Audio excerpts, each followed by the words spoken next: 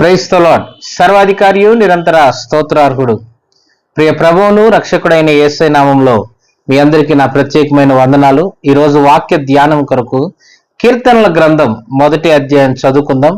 ఒక గొప్ప భక్తుడు ఈ విధంగా అంటాడు, ఒక క్రైస్తవ జీవితంలో ఈ కీర్తనల గ్రంథం 1వ అధ్యాయం నెరవేర్చబడితే చాలని. నిజమే, ఈ 1వ అధ్యాయంలో దేని యందు మనం ఆనందించాలి, దేనిని మనం ధ్యానించాలి, క్రైస్తవులుగా ఆధ్యాత్మిక స్థితిలో పడిపోకుండా ఉండాలి అంటే మనం ఏం చేయాలి అనేది ఈ అధ్యాయంలో మనకు తెలియపరచబడుతుంది. ఒకసారి చదువుకుందాం.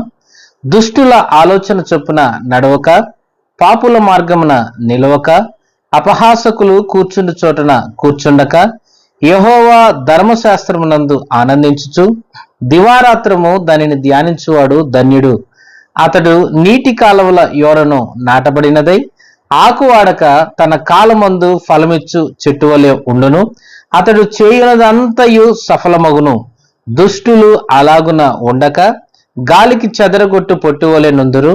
కాబట్టి న్యాయ విమర్శలో దుష్టులను, నీతిమంతుల సభలో పాపులను నిలువరు.